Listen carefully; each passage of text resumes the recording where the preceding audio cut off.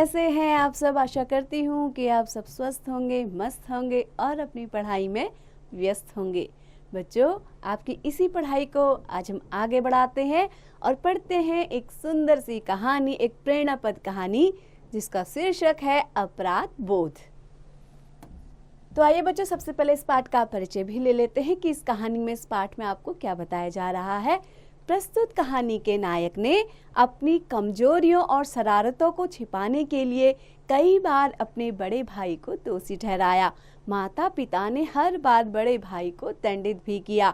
कुछ समय बीत जाने के बाद जब इसे यह महसूस हुआ कि अनजाने में वह बड़ी भारी भूल करता रहा है, तब उसके पश्चाताप की कोई सीमा न रही। तो बच्चों, आइए शुरू करते हैं ये कहानी।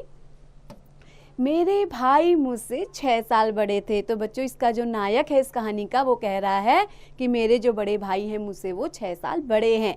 जब वे खेलते थे तो मैं उनके पीछे लग जाता था। मेरे भाई बचपन से अपाहिज थे।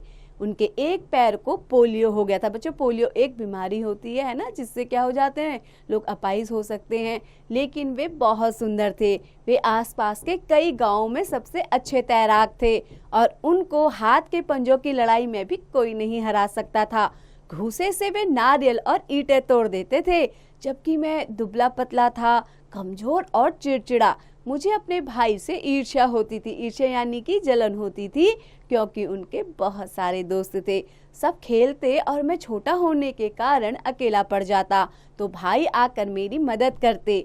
जोड़ी और पाली वाले कई खेलों में वे मुझे अपनी पाली में शामिल कर लेते थे। कोई दूसरा लड़का अपनी पाली में मुझे शामिल करके हार का खतरा नहीं उठाना चाहता था। अक्सर भाई मेरी वजह से हारते, फिर भी वे मुझसे कभी कुछ नहीं कहते थे। जहाँ तक मुझे याद है, उन्होंने मुझे कभी नहीं मारा। हुआ उस दिन यह कि मैं भाई के साथ खेलने गया। उस दिन बारिश हो चुकी थी और शाम को ऐसी धूप फैली हुई थी जो शरीर में उल्लास भरा करती है। सभी लड़के गुल्ली डंडा खेल रहे थे। लकड़ी की छोटी छोटी डंडियां हर लड़के के पास थी। पूरी ताकत से गुल्ली को सीधे मारा जा रहा था। गुलाटियां खाते हुए गुल्ली बहुत दूर तक जाती थी। मुझ में न इतनी ताकत थी, न मैं इतना बड़ा था कि गुल्ली उतनी दूर तक पहुंचाता। जबकि वहाँ एक होड़, एक प्रतिद्वंदिता शुरू हो चुकी थी। कोई भी हारना नहीं चाहता था। यह एक ऐसा खेल था जिसमें कोई पाली नहीं होती, कोई किसी का जोड़ीदार नहीं होता। हर कोई अकेले अपनी क्षमता से लड़ता है। भाई भी उस खेल में डूब गए थे। वे कई बार पिछड़ रहे थे, इसलिए गुस्से और तनाव में और ज्यादा ताकत से गुल्ली पर प्रहार कर रहे थे। वे मुझे भुला चुके थे और मैं अकेला छूट गया था। भाई जीतने लगे थे। उनका चेहरा खुशी और उत्तेजना से दहक रहा था। उन्होंने एक बार भी मेरी ओर नहीं देखा। वे मुझे पूरी तरह भूल चुके थे। मुझे पहली बार यह लगा कि मैं वहाँ नहीं हूँ। मुझे रोना आ रहा था। मैं अकेले अलग खड़ा हुआ अपनी गुल्ली को एक पत्थर पर पटक रहा था। मैं ईर्ष्या और उपेक्षा की आंच में झुलस रहा था। बच्चों, उपेक्षा करना यानी कि उन पे ध्यान नहीं दिया जा रहा था, इसलिए उनको क्या आने लगा, गुस्सा आने लगा और अपने भाई से जलन होने लगी। तभी अचानक मेरी गुल्ली पत्थर से टकराकर उछली और मेरे माथे पर आकर लगी। माथा फूट गया और खून बहने लगा। मैं चीखा तो भाई मेरी ओर दौड़े। खेल बीच में ही रुक गया था। क्या हुआ, क्या हुआ? भाई घबरा गए थे और मेरे माथे को अपनी हथेली से दबा रहे थे। मेरा गुस्सा मिटा नहीं था। मैं भाई को अपनी उपेक्षा का दंड देना चाहता था। मैंने भाई को झटक दिया और खुद को छुड़ाकर घर की ओर भागा। भाई डर गए थे और दौड़कर मुझे मनाना चाहते थे, लेकिन उनका दायां पैर पोलियो का शिकार था, इसलिए वे मेरे साथ दौड़ नहीं सकते थे। उन्होंने लंगड़ाकर दौड़ने की कोशिश भी की, लेकिन वे गिर गए। मेरी कमीज खून से भीग गई थी। सिर के बाल खून से लिथड़ गए थे। माँ मुझे देखकर डर गई और रोने लगी। पिताजी घबराए हुए घाव पर पाउडर डालने लगे। मैंने रोते हुए माँ को बताया कि मुझे भाई ने डंडे से मारा है। तभी मैंने देखा कि भाई लंगड़ाते हुए चले आ रहे थे, अकेले। उनको आशंका हो गई होगी। वे डरे हुए रहे होंगे। भाई बार बार कहते रहे कि मैंने इसे नहीं मारा, लेकिन पिताजी ने उन्हें दंडित किया।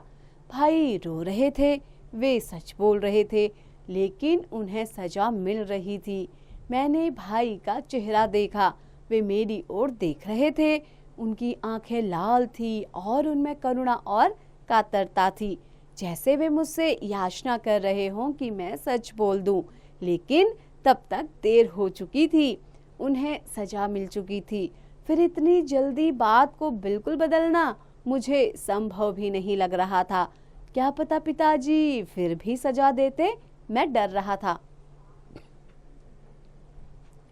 यह घटना वर्षों पुरानी है, लेकिन भाई की वे कातर आंखें अब भी मुझे कभी कभी घूरने लगती हैं, याचना करती हुई, सच बोलने की भीख मांगती हुई। मेरी स्मृति में जब भी वे आंखें जाग उठती हैं, मेरी पूरी चेतना ग्लानि, बेचैनी और अपराध बोध से भर उठती है।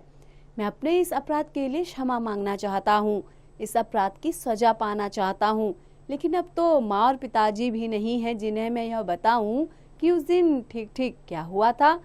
भाई ही मुझे क्षमा कर सकते हैं, जिन्हें मेरे झूठ का दंड भोगना पड़ा। उनसे मैंने इस घटना का जिक्र भी करना चाहा, लेकिन उन्हें वह घटना याद ही नहीं, वे इसे पूरी तरह भूल चुके हैं। तो इस अपराध के लिए मुझे क्षमा कौन कर सकता है?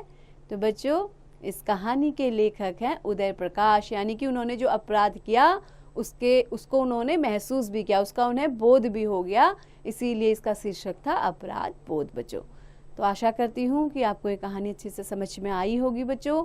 और आपने क्या शिक्षा ली कि हमें कभी भी क्या है, किसी से भी ईर्ष्या जलन नहीं करना है ना, क्योंकि उसी में हम क्या करते हैं, अपराध कर बैठते हैं और बाद में फिर पछताते हैं।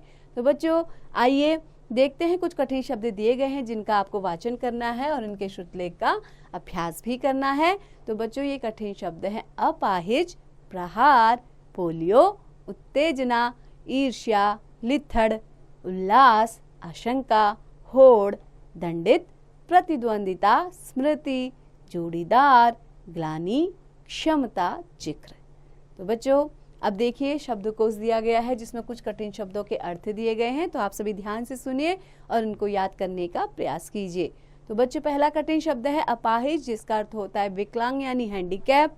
अगला है बच्चों चिड़चिड़ा यानी बात बात पर चिढ़ने वाला यानी कि इरिटेबल। अगला है बच्चों ईर्ष्या, जिसका होता है जलन यानी जेलिसी। अगला कठिन शब्द है उल्लास, जिसका है अर्थ खुशी या प्रसन्नता यानी हैप्पीनेस। तो बच्चों, अगला है कलाबाजिया यानी कि समरसॉल्ट्स। अगला है प्रतिद्वंदिता यानी होड़ यानी कि राइवरली, है ना। अगला है बच्चों क्षमता यानी सामर्थ्य, योग्यता, जिसको कैपेसिटी कहते हैं। अगला है प्रहार, जिसको वार, आघात या अटैक कहते हैं। अगला है बच्चों उत्तेजना, जिसका अर्थ है आवेश में आना यानी कि एक्साइटमेंट। अगला है बच्चों उपेक्षा यानी तिरस्कार, जिसको बोलेंगे डिसरेस्पेक्ट। अगला कठिन शब्द है लिथड़ यानी गंदा होना, टू बी डर्टी। अगला है बच्चों कातरता यानी करुणा से भरा, फिल ऑफ कंपैशन या फिर द शेयर। तो बच्चों, ये थे शब्दार्थ, आपको इनको अच्छे से याद कर लेना है। अब हम बढ़ते हैं अभ्यास की ओर। तो बच्चों, सबसे पहला आता है पाठबोध यानी कि टेक्सुअल लिटरेसी। इसके अंदर पहला है मौखिक अभिव्यक्ति। तो बच्चों, इसका पहला प्रश्न है लेखक के भाई उनसे कितने साल बड़े थे? तो बच्चों, इसका उत्तर है 6 साल बड़े थे। अगला प्रश्न है बच्चों, लेखक को अपने भाई से ईर्ष्या क्यों होती थी? क्योंकि उनके भाई क्या थे, हर काम में माहिर थे, वो पढ़ने में अच्छे थे, बाकी खेलने में भी अच्छे थे, है ना। उनके बहुत सारे दोस्त थे और वो जो भी खेल खेलते तो उसमें हमेशा वो जीतते थे, कभी हारते नहीं थे। तो लेखक को लगता था कि भाई इनके इतने दोस्त हैं, मेरे तो कोई ज़्यादा दोस्त भी नहीं है और ये सब चीज़ों में आगे हैं, तो इसीलिए लेखक अपने भाई से ईर्ष्या करता था। अगला है बच्चों, बड़े भाई गुल्ली पर गुस्से में प्रहार क्यों कर रहे थे? क्योंकि बड़े भाई को लग रहा था कि वो हारने वाले हैं, इसीलिए वे गुस्से से गुल्ली पर प्रहार कर रहे थे। आगे बढ़ते हैं बच्चों, लिखित अभिव्यक्ति का बहुविकल्पीय प्रश्न। सही उत्तर के सामने आपको सही का चिन्ह लगाना है। तो बच्चों, पहला है सभी लड़के कौन सा खेल खेल रहे थे, गुल्ली डंडा, खो खो या कबड्डी? तो बच्चों, क्या खेल रहे थे, गुल्ली डंडा। आगे बढ़ते हैं बच्चों। तो अगला है बच्चों, लेखक के भाई के किस पैर में पोलियो था, बाएं दाएं दोनों पैरों में? तो बच्चों, इसका सही उत्तर है दाएं पैर में। अगला है बच्चों, लेखक की कमीज किस चीज से भीग गई थी, पसीने से, कीचड़ से या खून से। तो कैसे भीग गई थी? खून से। आगे बढ़ते हैं बच्चों। तो बच्चों सोचकर उत्तर लिखिए का पहला प्रश्न है, लेखक के बड़े भाई की क्या विशेषता थी? तो बच्चों लेखक के बड़े भाई दिखने में बहुत सुंदर थे और वो जो भी प्रतियोगिता करते उसमें हमेशा जीतते थे। वो किसी से पंजा लड़ाते तो उसमें जीत जाते, किसी को घूंसा मारते तो वो बड़ी से बड़ी ईंट को या फिर नारियल तक को तोड़ देते थे। तो ये सब विशेषताएं देख करके लेखक का भाई उनसे क्या करने लगा था? ईर्ष्या करने लगा था। अगला है बच्चों, लेखक को उपेक्षा का भाव क्यों महसूस हुआ? तो बच्चों जब वे आपस में गुल्ली डंडा का खेल कर रहे थे तो उसमें क्या था कि जो लेखक के बड़े भाई थे उन्होंने क्या किया, सब कुछ भूल कर, यानी अपने छोटे भाई को भी भूल कर केवल अपना ध्यान गुल्ली डंडे पर ही, अपने खेल पर ही केंद्रित कर दिया था। तो लेखक को लगा कि उनके बड़े भाई उनकी उपेक्षा कर रहे हैं। अगला है बच्चों, लेखक को अब तक अपराध बोध क्यों होता है? क्योंकि लेखक ने जब उनको उपेक्षा का भाव लगा और ईर्ष्या हुई बड़े भाई से तो उन्होंने क्या कह दिया, घर में झूठ बोल दिया कि बड़े भाई ने मुझे डंडे से सर पर मारा है, जिस कारण उनके बड़े भाई की पिताजी ने पिटाई कर दी, जिसके कारण लेखक को अब तक उसका अपराध बोध है कि उन्होंने गलत किया। बच्चों अगला प्रश्न है, आत्मशक्ति से किसी भी बीमारी से लड़ा जा सकता है? अपने विचार लिखिए। तो बच्चों आपको अपने विचार में लिखना है कि हम अपनी आत्मशक्ति से कैसे, अपने आत्मविश्वास से, अपनी अंदर की जो हमारी शक्ति है उससे हम बड़ी से बड़ी बीमारी को हरा सकते हैं या कोई भी जंग हम उससे जीत सकते हैं। तो बच्चों आपको इसको अपने विचारों पर लिखना है। आगे बढ़ते हैं, पाठांश पढ़कर दिए गए प्रश्नों के उत्तर दीजिए। तो आपको एक पाठ का अंश दिया गया है, वो क्या है बच्चों? मैंने भाई को झटक दिया और खुद को छुड़ाकर घर की ओर भागा। भाई डर गए थे और दौड़कर मुझे मनाना चाहते थे, लेकिन उनका दाया पैर पोलियो का शिकार था, इसलिए वे मेरे साथ दौड़ नहीं सकते थे। उन्होंने लंगड़ा कर दौड़ने की कोशिश भी की लेकिन वे गिर गए। तो बच्चों पहला है, लेखक किस ओर भागा? तो बच्चों लेखक क्या था? अपने घर की ओर भागा था। अगला है, भाई डरकर क्या करना चाहते थे? तो भाई डर गए थे जिस कारण वे दौड़ करके मुझे मनाना चाहते थे। तो लेखक कह रहा है कि लेखक को वे मनाना चाहते थे। दौड़ने की कोशिश में भाई के साथ क्या हुआ? तो दौड़ने की कोशिश में क्या था? उनके दाएं पैर में पोलियो था, इस कारण वे अपने छोटे भाई के साथ दौड़ नहीं सके और इस कारण वे गिर गए। आगे बढ़ते हैं बच्चों, पाठ के आधार पर घटित घटनाओं का सही क्रमांक लिखना है। आपने सबने कहानी पढ़ी है तो किस क्रम से वो कहानी चली है, आपको ये सही क्रम इन वाक्यों में डालना है। तो बच्चों कौन कौन से वाक्य हैं? भाई को सजा मिल रही थी। अगला है, भाई के बहुत सारे दोस्त थे। खून से लेखक के सिर के बाल लिथड़ गए थे। सभी लड़के गुल्ली डंडा खेल रहे थे। भाई को वह घटना याद भी नहीं। तो बच्चों इसमें पहला क्या होगा कि भाई के बहुत सारे दोस्त थे। उसके बाद दूसरा क्या होगा? सभी लड़के गुल्ली डंडा खेल रहे थे। अगला क्या होगा कि खून से लेखक के सिर के बाल लिथड़ गए। फिर अगला होगा भाई को सजा मिल रही थी और अगला क्या होगा कि भाई को वह घटना याद भी नहीं है। आगे बढ़ते हैं बच्चों, भाषा बोध यानी लैंग्वेज एंड ग्रामर में। तो आपको खाली स्थान में क्या करने हैं? ये शब्दों को यहाँ पे भरना है। तो पहला है, सुनामी में जहाजों का एक बह गया। क्या बह गया? समूह बह गया, जहाजों का एक बेड़ा बह गया, खजाना बह गया या गठरी बह गई। तो क्या होगा? जहाजों का एक बेड़ा बह गया। तो यहाँ पे आएगा बच्चों बेड़ा।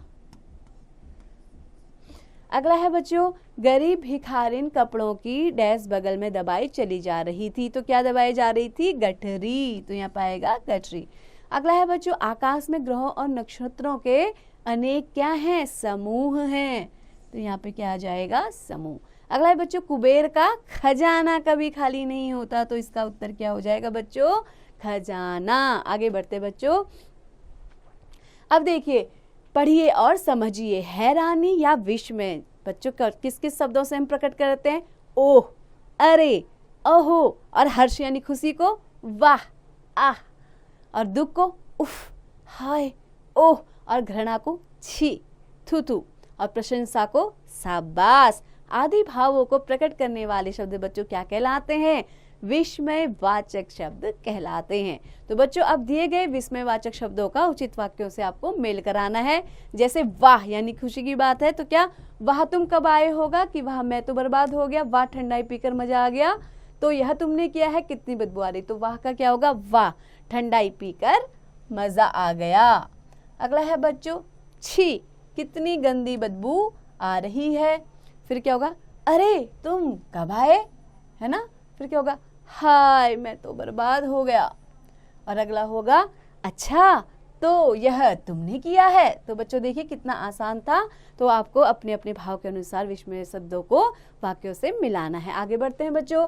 दिए गए वाक्यांशों के लिए आपको एक शब्द लिखना है जो ईश्वर में विश्वास रखता हो। उसको क्या कहते हैं बच्चों, आस्तिक कहा जाता है। क्या कहा जाता है, आस्तिक। अगला है बच्चों, इतिहास से संबंधित क्या होता है, ऐतिहासिक। नगर में रहने वाला नागरिक जिसका कोई आकार न हो, निराकार। और हर मास होने वाला मासिक। तो आपको ये लिखने हैं बच्चों। आगे बढ़ते वाक्य बनाकर लिखिए। ईर्ष्या, ईर्ष्या का क्या होगा, मुझे उससे ईर्ष्या हो गई, है ना।